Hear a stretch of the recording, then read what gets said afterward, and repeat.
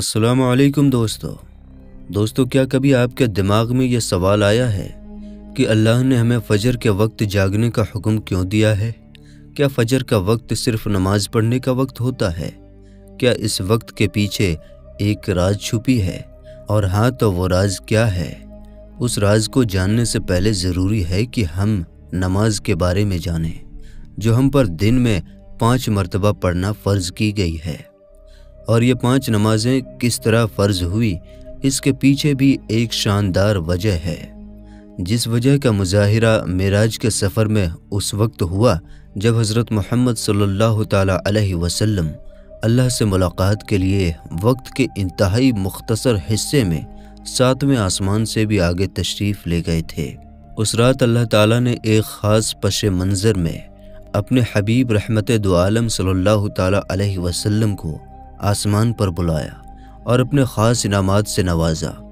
उस मुबारक सफ़र में अल्लाह ताला ने अपने क़ुर्ब ख़ास से नवाजा, अंबिया इकराम से मुलाकातें करवाई, जन्नत और जहन्नम का मुशाहिदा करवाया और नेकियों के अजर व सवाब और बुरों के अंजाम व अज़ाब का नज़ारा करवाया।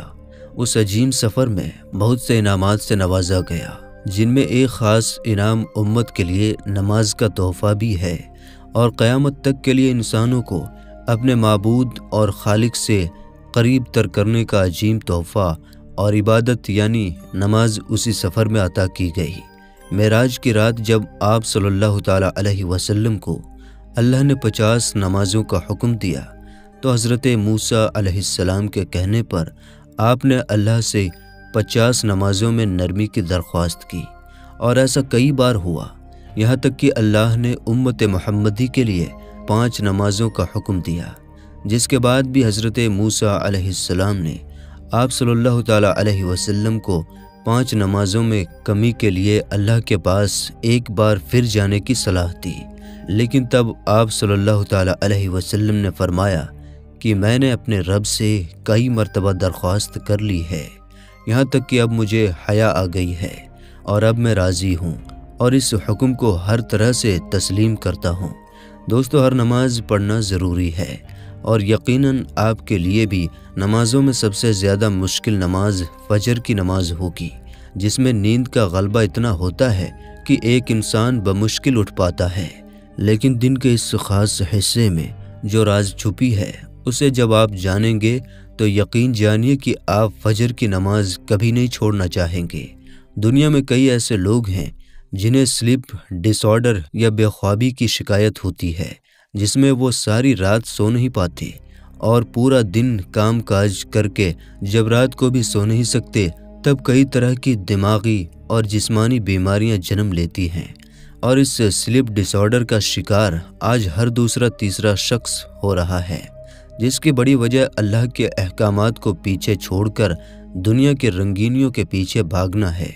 सारी रात जागने के बाद फजर के करीब कुछ देर नींद आ जाती है, लेकिन वो नींद जिस्म को पुरसुकून नहीं करती, जिसकी वजह से अक्सर लोग जागते जागते और हर किस्म की दवाइयों के इस्तेमाल के बावजूद जब सो नहीं पाते, तो वो अल्लाह से ये सवाल ज़रूर करते होंगे कि ऐ अल्लाह, मुझे नींद क्यों नहीं आती? आखिर क्या वजह है? बहुत कम लोग होते हैं जो इस कैफियत में अपने अंदर पैदा होने वाली उस आवाज़ को सुन पाते हैं, जिसमें उनसे कहा जाता है कि बिस्तर से निकलो, नमाज पढ़ो, अल्लाह का जिक्र करो। और यकीन करें, जो लोग इस आवाज़ को सुन पाते हैं और इस पर अमल करते हैं, तो उन्हें पूरी ज़िंदगी कभी भी स्लीप डिसऑर्डर की शिकायत नहीं होगी। इस हवाले से एक सूफ़ी नज़्म है, जिसे एक अमरीकी मुसन्निफ़ कोलमैन बाग्स ने तर्जुमा किया है, जिसका टाइटल है don't go back to sleep, यानी दोबारा मत सो जाना। सुबह की ठंडी हवाएं एक राज लाती हैं तुम्हारे लिए, दोबारा मत सो जाना। खुद से पूछो तुम क्या चाहते हो, दोबारा मत सो जाना। लोग दरवाजे की चौखट से आ जा रहे हैं, जहां 2 दुनियाएं मिलती हैं। वो दरवाज़ा गोल और खुला है, दोबारा मत सो जाना। इस नज़्म में बयान होने वाला दरवाज़ा हमारी दुनिया और उस दूसरी दुनिया का है, जहाँ से फरिश्ते हर सुबह और शाम को उतरते हैं, जिनका जिक्र इस हदीस पाक में मिलता है, जिसमें आप सल्लल्लाहु ताला अलैहि वसल्लम ने फरमाया है کہ رات اور دن میں فرشتوں کی ڈیوٹیاں بدلتی رہتی ہیں، اور فجر اور عصر کی نمازوں میں ڈیوٹی پر آنے والے اور رخصت پانے والوں کا اجتماع ہوتا ہے۔ پھر تمہارے پاس رہنے والے فرشتے جب اوپر چڑھتے ہیں تو اللہ تعالیٰ پوچھتا ہے، حالانکہ وہ ان سے بہت زیادہ اپنے بندوں کے متعلق جانتا ہے، کہ میرے بندوں کو تم نے کس حال میں چھوڑا؟ تو وہ جواب دیتے ہیں کہ ہم نے جب ان کو چھوڑا تو وہ فجر کی نماز پڑھ رہے تھے، اور جب ان کے پاس گئے تب بھی وہ عصر کی نماز پڑھ رہے تھے۔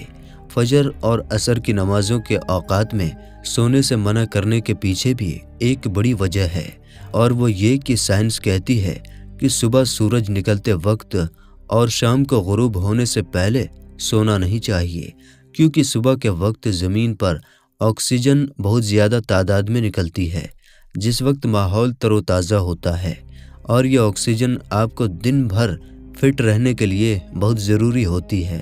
تو جو اس وقت سو جاتا ہے تو وہ اس تازہ آکسیجن سے محروم رہ جاتا ہے، اور عصر کے وقت زمین پر آکسیجن کی کمی ہو جاتی ہے، تو اگر کوئی سو جاتا ہے تو اس کو آکسیجن کم ملتی ہے، جس کی وجہ سے جب وہ جاگتا ہے تو اس کے سر میں درد اور طبیعت بوجھل ہو جاتی ہے۔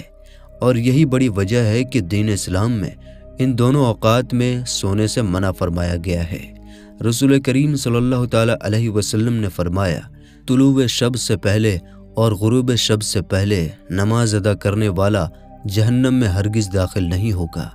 نماز فجر کے بارے میں ایسے بے شمار فضائل اور بھی ہیں جن کو ہم نہیں جان سکتے۔ اگر انسان ان کو جان لے تو کبھی کوتاہی نہ کرے۔ رسول کریم صلی اللہ تعالیٰ علیہ وسلم کا فرمان ہے، اگر وہ لوگ عشاء اور فجر کی فضیلت کے بارے میں جان لیں تو وہ ضرور بالضرور ان نمازوں میں حاضر ہوں، چاہے ان کو خود کو گھسیٹتے ہوئے ہی آنا پڑے۔ اب آپ خود اندازہ کیجئے کہ ایک طرف ان دونوں نمازوں کی اتنی فضیلت و اہمیت ہے، اور دوسری طرف ان کی ادائیگی میں کتنی سستی اور لاپرواہی برتی جاتی ہے۔